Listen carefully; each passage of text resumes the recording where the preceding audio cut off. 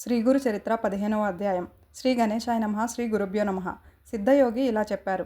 నాయనా, కొద్ది కాలంలోనే శ్రీగురుని మహిమ అన్ని దిక్కులా వ్యాపించి సుదూర ప్రాంతాల నుండి కూడా ఎందరెందరో తమ కోర్కెలు నెరవేర్చుకోవడానికి ఆయనను దర్శించేవారు.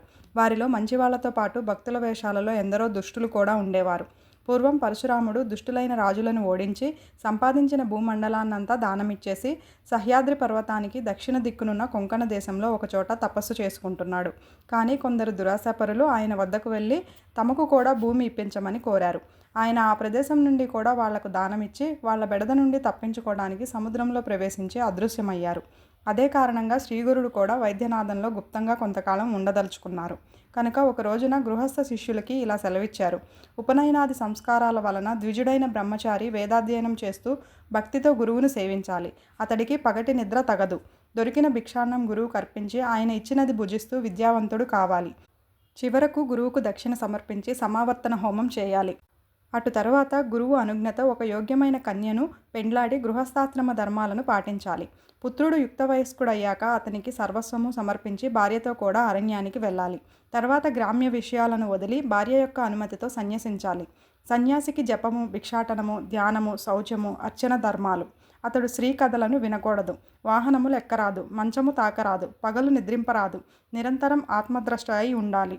వెదురు, సొరకాయ, చెక్క, మట్టి వీటితో చేసిన పాత్రలు మాత్రమే ఉపయోగిస్తూ దండధారి అయి పగలు మాత్రమే భుజించాలి.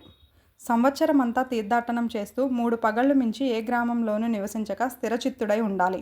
అలా తిరగటానికి శరీరంలో శక్తి లేకపోతే సదా దైవాన్ని ధ్యానిస్తూ ఒక మహాక్షేత్రంలో నివసించాలి. ఇలా చెప్పి గృహస్థ శిష్యులను వారి వారి గృహాలకు పంపి సన్యాసులైన శిష్యులకు శ్రీగురుడు ఇలా చెప్పారు. నాయనలారా, మీరందరూ తీర్థయాత్రలకు వెళ్ళండి. మీకు మరలా శ్రీశైలంలో బహుధాన్య సంవత్సరంలో మా దర్శనం అవుతుంది అన్నారు. అప్పుడు ఆ శిష్యులు, స్వామి, సర్వతీర్థాలు మీ పాదాల వద్దనే ఉన్నాయని శాస్త్రాలు చెబుతున్నాయి కదా, మిమ్ములను విడిచి మేము ఎక్కడికి పోగలము? దాని వలన మాకు కలిగే లాభమేమున్నది అన్నారు. అప్పుడు స్వామి, నాయనలారా, సన్యాసులమైన మనము 5 రోజులకు మించి ఎక్కడా నిలవకూడదు. సర్వతీర్థాలు దర్శించడం మన ధర్మం. దాని వలన మనస్సు స్థిరమవుతుంది. అటు తర్వాత ఒకచోట స్థిరంగా ఉండటం శ్రేయస్కరం అని చెప్పారు. అప్పుడు శిష్యులు, స్వామి, మీ మాటయే మాకు ప్రమాణం. మేము ఏ తీర్థాలు దర్శించాలో సెలవేయండి అని కోరారు. అప్పుడు శ్రీగురుడు ఇలా చెప్పారు. నాయనలారా, తీర్థాలన్నింటిలోకి ఉత్తమమైన కాశీకి వెళ్ళి గంగను సేవించి గంగాతట యాత్ర చేయండి. అటు తర్వాత యమున, సరస్వతి నదులను కూడా అలానే సేవించండి. అందువలన పితృదేవతలకు సంతృప్తి, మీకు శాశ్వత బ్రహ్మలోక ప్రాప్తి కలుగుతాయి. తర్వాత వరుణ, కుశావర్త, శతద్రు, విశాప, శరావతి, వితస్త, అసిక్ని, మరుద్రుద, మధుమతి, పయస్విని, ఘృతవతి, రేవ, చంద్రభాగ, రేవతి, సరయు, గోమతి, వేదిక, కౌశికి, నిత్యజల, మందాకిని, సహస్రవక్త, పూర్ణ, పుణ్య, అరుణ, బహుద, వైరోచిని, పుష్కర, ఫల్గు, అలకనంద మొదలగు నదులలోనూ నదీ సంగమాలలోనూ స్నానం చేసి తటయాత్రలు చేయండి.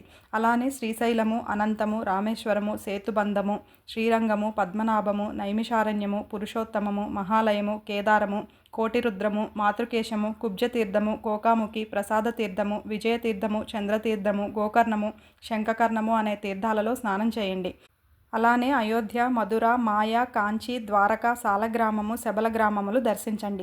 సవ్య మార్గంలో 3 సార్లు గోదావరి తటయాత్ర చేస్తే పాపాలన్నీ నశించి జ్ఞానం కలుగుతుంది. అలానే భీమేశ్వర, పంజర, కుశతర్పణ, పూర్ణ, కృష్ణవేణి, తుంగభద్ర, పంప, భీమా నదులకు తటయాత్ర చేయండి. హరిహర క్షేత్రము, పాండురంగ క్షేత్రము, మాతులింగము దర్శించండి.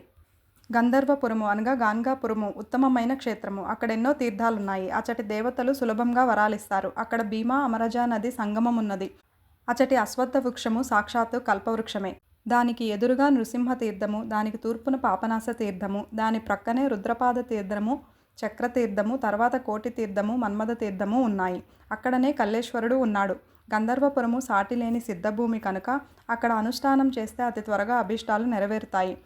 తుంగభద్ర నదుల సంగమము, మలాపహ సంగమము, నివృత్తి సంగమము దర్శించండి. బృహస్పతి సింహరాశిలో ప్రవేశించినప్పుడు గోదావరికి, కన్యారాశిలోకి వచ్చినప్పుడు కృష్ణానదికి, తులారాశిలోకి వచ్చినప్పుడు తుంగభద్రకు, కర్కాటకంలో ప్రవేశించినప్పుడు మలాపహ నదికి పుష్కరాలు వస్తాయి. అంటే గంగా నది ఆయా పవిత్ర సంవత్సరాలలో ఆయా నదులలో వచ్చి ఉంటుంది కనుక వాటిని సేవించడం ఎంతో మంచిది. అలానే ఆయా నదులు సముద్రాలలో కలిసే చోట స్నానం చేయటం వలన ఎంతో పుణ్యం వస్తుంది. కుంభకోణము, కన్యాకుమారి, మత్స్యతీర్థము, పక్షితీర్థము, ధనుష్కోటి, కొల్హాపురము, కరవీరము, మహాబలేశ్వరము దర్శించండి. బిల్లవటి, వరుణ సంగమము, కృష్ణా తీరంలోనున్న ఋష్యాశ్రమం దర్శించండి. అమరపురం వద్దనున్న కృష్ణవేణి పంచనది సంగమములో 3 రోజులు స్నానం ఉపవాసం చేస్తే అన్ని కోరికలు తీరడమే కాక పరమార్థం కూడా లభిస్తుంది. యుగాలయము, శూర్పాలయము, కపిలాశ్రమము, కేదారము, పిఠాపురము దర్శించండి. అక్కడ శ్రీ దత్తాత్రేయ స్వామి ఉన్నారు. తరువాత మణిగిరి, వృషభాద్రి, కళ్యాణనగరము, అహోబిలము దర్శించండి. కర్కాటక రాశిలో సూర్యుడు ప్రవేశించినప్పటి నుండి నదులు రజస్వలలు కనుక వాటిలో స్నానం చేయకూడదు. నదీ తీరాలలో నివసించే వారికి మాత్రం ఈ నిషేధం వర్తించదు. నదులకు క్రొత్త నీరు వచ్చే రోజులే రజస్వల కాలము. అప్పుడు శిష్యులు ఆయనకు సాష్టాంగ నమస్కారం చేసి వారి ఆశీస్సులు పొంది తీర్థయాత్రలకు వెళ్లారు. నేను మాత్రం ఆయన సేవ చేయటానికి వారితో కూడానే ఉన్నాను. శ్రీ దత్తాయ గురవే నమః. శ్రీ శ్రీపాద శ్రీ వల్లభాయ నమః. శ్రీ నృసింహ సరస్వత్యై నమః.